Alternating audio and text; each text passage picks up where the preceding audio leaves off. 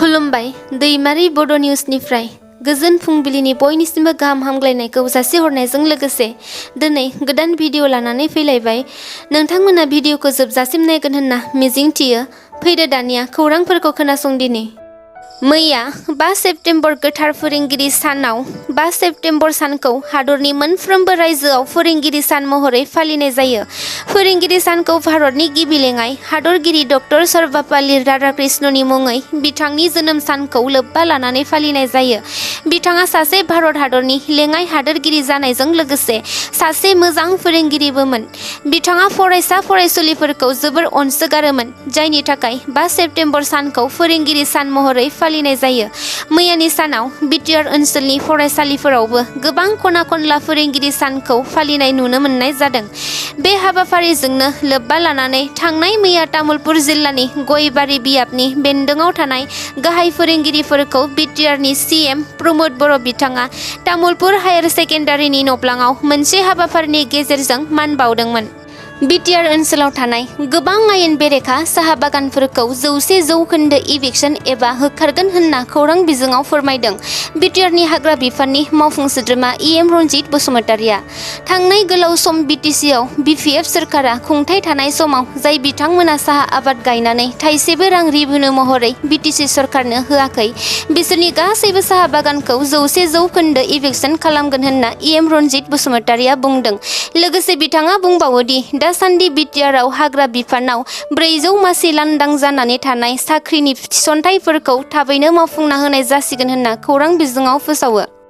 हरखाबै अरां कलागुरु बिष्णु राभा डिग्री फरायसालिमायाव नन टिचिं स्टाफआ खुद्रिसारनाय हाबाफारिखौ खौरां मोननानै बिटिआरनि मावफुं सोद्रोमा डक्टर निलुत स्वर्गियारि बिथाङा खुद्रिसारनायनि हाबाफारिखौ लानानै सावरायफैदों।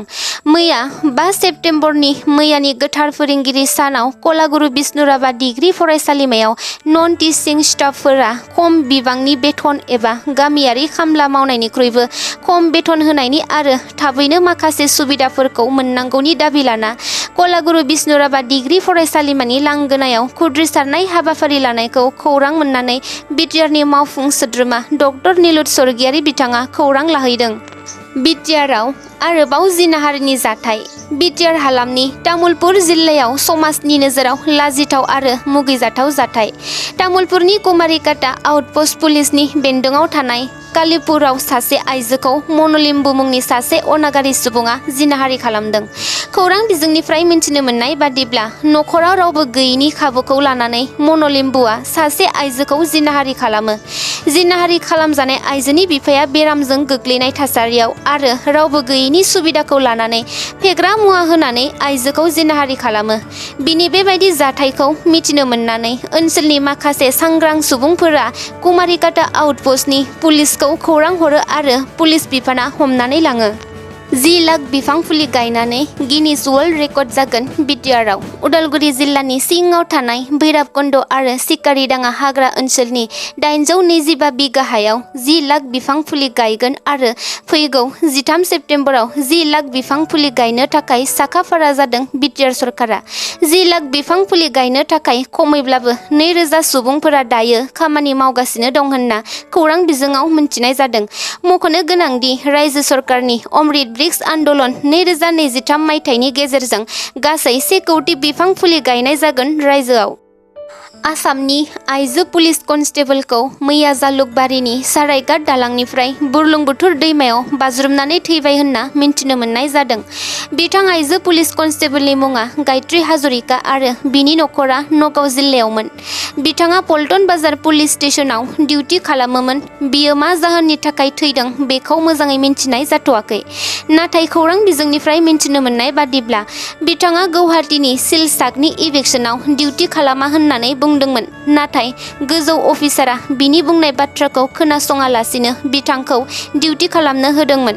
बिनि उनावनो मैया गायत्री हाजरिकाखौ दैयाव बाज्रुमदों होननानै मिन्थिनो मोन्दों। बिथाङा थैनायनि जाहोनखौ बहियाव लिरनानै गालांदों आरो बिथांनि देहाखौ दिनैसिमबो नागिरना मोनाखै होनना मिन्थिनो मोननाय जादों। चिरां जिल्लानि सिङाव थानाय बेंटल ओनसोलनि थाखाय मोनसे गोजोनथाव खौरां।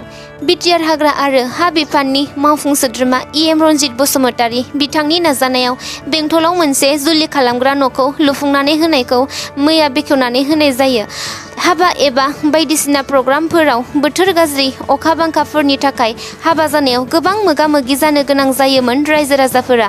नाथाय बेफोरनिफ्राय रैखा मोननो थाखाय प्रमद बर' दैदेननाय सरकारा बेंटलाव मोनसे जुलि खालामग्रा न'खौ लुफुंनानै होनाय जायो। बे जुलि खालामग्रा न'खौ इएम रनजित बसुमतारीया बेखेवनानै होयो। बेंटल ओनसोलाव बिटिआर सरकारा बेबादि न' लुनानै होनायखौ ओनसोलनि गोबां मेलेमजिबि बिथांमोना गोबां गोजोननाय फोरमायनायजों लोगोसे साबायखर बावहरनायखौ नुनो मोननाय जादों। मिरु सरकारनि मोनसे मोजां खामानि। बावैसो सिगां गेस सिलिन्डारनि बेसेनखौ मिरु सरकारा 400 रांनिफ्राय 200 रांसिम खमायनानै होनाय जादोंमोन। थिग बेबायदिनो दानिया सामब्राम गोजानि बेसेनखौबो खमायनानै होसिगोन मिरु सरकारा। साननैसो उनावनो 25 राङावनो 1 केजि सामब्राम गोजाखौ गला हाथाइफोरनिफ्राय मोननो हासिगोन।